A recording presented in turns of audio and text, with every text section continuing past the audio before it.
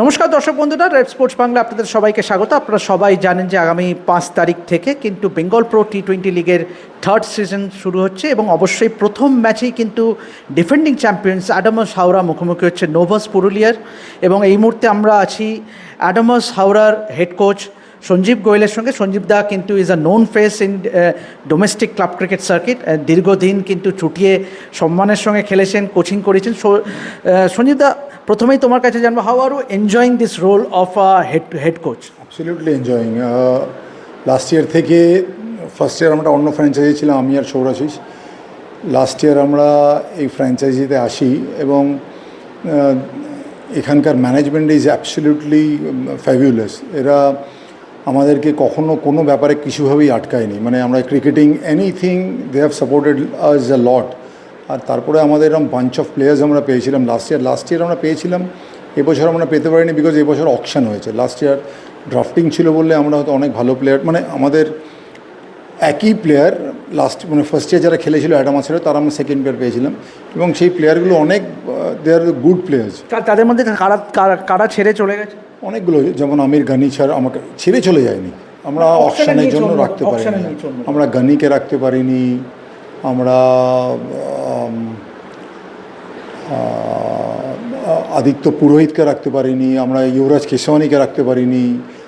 অনেক ভালো ভালো প্লেয়ার্স আমরা রাখতে পারিনি, যাদেরকে রাখতে পারলে হয়তো আমরা ভেবেছিলাম এই 5-6 জনকে আমরা ধরে রাখতে পারলে টিমটা হয়তো আমাদের, কেননা যে আমাদের যা বন্ডিং তৈরি হয়েছিল এই টিমটাতে, তাতে আমরা চেষ্টা করেছিলাম যে যদি আমরা এরকম একটা টিমকে 7-8 জনকে যদি 3-4 বছর রাখতে পারি তো আমরা যাবো। I have enjoyed a lot. But auction dynamics তো তোমার হাতে নেই, কারোর হাতেই থাকে না, কিন্তু at the same time you have also but at the same time you have also brought in some good players, যেমন ঋত্বিক চ্যাটার্জিকে তোমরা নিয়েছো। তো overall how do find the look of the টিমটা কেমন হয়েছে অকশনের পর? দেখো, আমরা লাস্ট ইয়ারের আমার মনে হয় 5টা প্লেয়ারকে আমরা পিক করতে পেরেছি। লাস্ট ইয়ার আমাদের যা টিম ছিল সেখান থেকে 5টা প্লেয়ারকে আমরা পিক করতে পেরেছি। তারপরে আমরা বেসিক্যালি 3-4টে প্লেয়ার কেমন পিক করতে পেরেছি যে আর বেসিক্যালি সাদা বলের, কিন্তু দে আর ভেরি গুড প্লেয়ার্স। একটা অঙ্কিত চ্যাটার্জি বলে একটা ছেলেকে আমরা নিয়েছি আন্ডার-19 থেকে। I think he is the best player in under nineteen. তো ওটা আমাদের একটা দারুণ লাভ। Ritwik Chatterjee is playing fabulously এই টুর্নামেন্টটা। প্রথম বছর বোধহয় আমার মনে হয় ও ম্যান অফ দ্য টুর্নামেন্ট ছিল। লাস্ট ইয়ারও বেসিক্যালি খুবই ভালো খেলেছে। তো আমরা আমাদের 5 জন ছাড়াও যে প্লেয়ারগুলোকে আমরা নিয়েছি they are all good players and we hope যে আমরা এবছরও নিশ্চয়ই আগের বছরের মতন ভালো খেলবো। ফ্রেন্ডদের যদি ব্যাটিংয়ের কথায় আসি, অবশ্যই you have the likes of Shakir Habib Gandhi, Ritwik Chatterjee, Kazi Junaid Saifi, Saksham আছে। তো ওভারঅল ব্যাটিং এবং বিশেষ করে বোলিং বেশ কিছু ট্যালেন্টেড ফাস্ট বোলার্সও আছে। যদি একটু কম্পোজিশন অফ দ্য সাইড নিয়ে যদি বলো। আমরা বেসিক্যালি যখন টিম করেছিলাম আমরা চেষ্টা করেছিলাম, আমাদের একটা মাথায় একটা স্ট্র্যাটেজি ছিল যে আমরা কটা ব্যাটসম্যান নেব, কটা বোলার নেব আর কটা স্পিনার নেব। তো এরমভাবে যেরকম স্ট্র্যাটেজি করেছিলাম ওই অনুযায়ী আমরা আমাদের টিম করতে পেরেছি, সেটা নিয়ে আমাদের কোনো প্রবলেম হয়নি। এবং একদম ঠিক বলেছে যে আমরা কিছু ভালো এরকম ইয়াং ফাস্ট বোলার পেয়েছি and they are doing well in the club cricket. Because এই প্লেয়ারগুলো তো সব ক্লাব ক্রিকেটের প্লেয়াররা খেলে, যারা ক্লাব ক্রিকেটে সাকসেসফুল তারা এই টুর্নামেন্টটাই খেলে। তো আমরা we have got some good players, যারা গুড বোলার্স, ইনফ্যাক্ট যারা বেশ জোরে বল করতে পারে। সাকসাম শর্মা বলে একটি ছেলে আছে, খুব ভালো বলে। Kanik Seth is absolutely proven player, অনেকদিন ধরে খেলছে। আন্ডার-19 ইন্ডিয়া টিমের একটা প্লেয়ার ইউদাজিৎ গুহা, he has a bright prospect, ওই ছেলেটাকে আমরা পেয়েছি। আমরা একটা ভালো ছেলেকে পেয়েছি সোনু বলে, সেটা জোরে বল করে, ডিকে এসে খেলছে, বেশ জোরে বল করে। পাওয়ান বলে একটা ছেলেকে বি গ্রুপ থেকে আমরা পেয়েছি, সেই ছেলেটিও ভালো। আমরা যথেষ্ট ভালো জুনিয়র জোরে বোলার আমরা আমাদের টিমে নিতে পেরেছি এবং স্পিনারও is a very good spinning side. Basically আমাদের one of the best left hand spinner এখন বৈভব বলে একটা ছেলে আছে, কালীঘাটে খেলে, তাকে আমরা নিতে পেরেছি। সুজিত যাদব বলে একটা লেফট হ্যান্ড স্পিনার আছে, লাস্ট ইয়ার আমাদের টিমে ছিল ইনফ্যাক্ট, সেও is a very good bowler. সঙ্গে তো ঋত্বিক আছেই। তো আমাদের বেসিক্যালি তুমি বলতে পারো জোরে বোলার আর স্পিনারদের যে ব্যালেন্সটা আমরা এটা খুব ভালোভাবে করতে পেরেছি এবং তারপরে মাঠে গিয়ে আমরা কতটা ইমপ্লিমেন্ট করতে পারবো সেটাকে তার উপর ডিপেন্ড করছে আমরা কতটা ট্রফির দিকে এগিয়ে যেতে পারবে। Sanjita, talking about the preparations, build up to the tournament preparations কেমন হয়েছে? কেননা আজকেই আমরা দেখলাম যে ইনফ্যাক্ট গতকাল যখন আমি লাস্ট গেছিলাম যে দেখলাম যে বৃষ্টির জন্য তোমাদের যে প্র্যাকটিস ম্যাচটা ছিল সেটা ভেস্তে গেছিলো। তো প্রিপারেশনস কীরকম হয়েছে? যদিও এখন ক্লাব ক্রিকেটে অনেক প্লেয়ারকে টুর্নামেন্ট হচ্ছে বলে তোমরা পাচ্ছ না। এক্ষুনি এটাই বলতে যাচ্ছিলাম, আমাদের না এই যেহেতু আমরা এ গ্রুপ, এখানে A+, A, B, C এরকম একটা ক্যাটাগরি করা আছে, তো তার মধ্যে জেনারেলি যারা আমরা সুপার ডিভিশনের টিমগুলো আছে সেখান থেকে প্রায় 7-8টা করে প্লেয়ার আছে প্রত্যেকটা টিমে।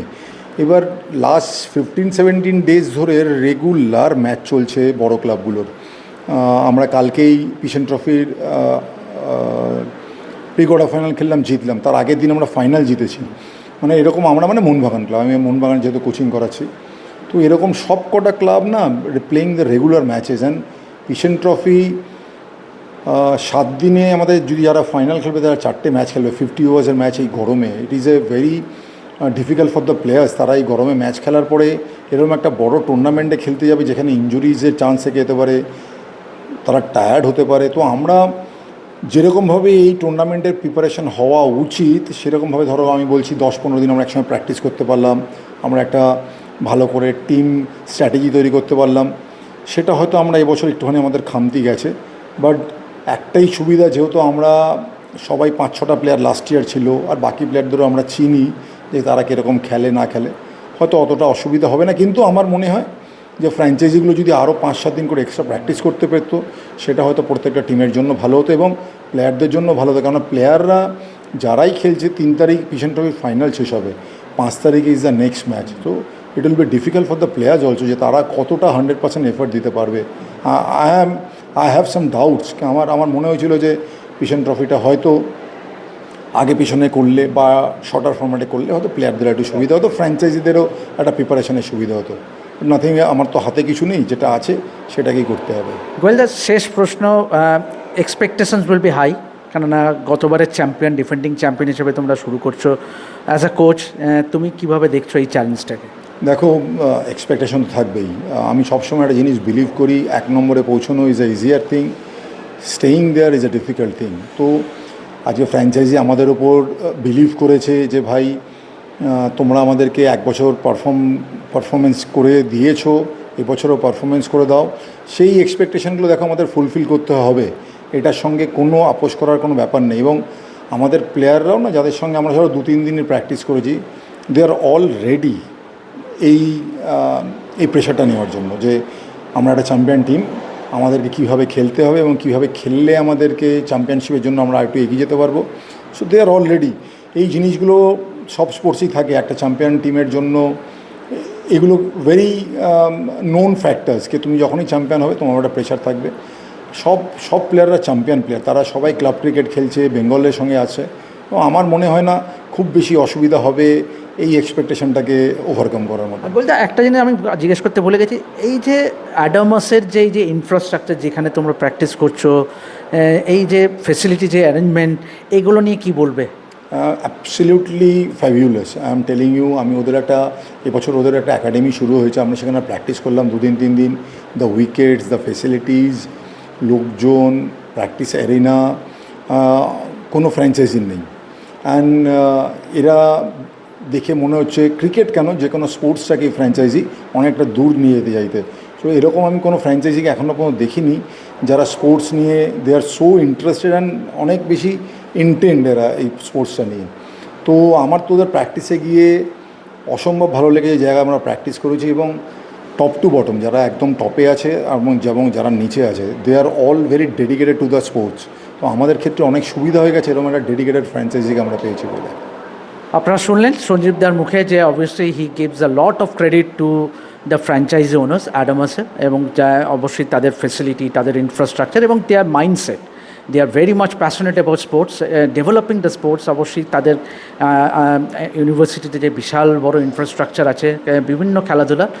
But the bottom line now is যে বেঙ্গল প্রো T20 লিগে কিন্তু ডিফেন্ডিং চ্যাম্পিয়ন হিসেবে অ্যাডামাস হাওড়া কিন্তু চাইবে টাইটেলটাকে ধরে রাখতে, এবং সেই জন্যই কিন্তু সঞ্জীবদা যেটা বললো, অবশ্যই তাদের লক্ষ্যটাই থাকবে যে সূচনাটা ভালো করা এগেন্স্ট নোভাস পুরুলিয়া, যে ম্যাচটা হবে আগামী 5 তারিখ ইডেন গার্ডেন্সে। তো এভাবেই দেখতে থাকুন রেপ স্পোর্টস বাংলা এবং বেঙ্গল প্রো টি-20 লিগের যাবতীয় খবর নিয়ে চোখ রাখুন আমাদের চ্যানেলে এবং অবশ্যই সাবস্ক্রাইব করতে ভুলবেন না রেপ স্পোর্টস বাংলা।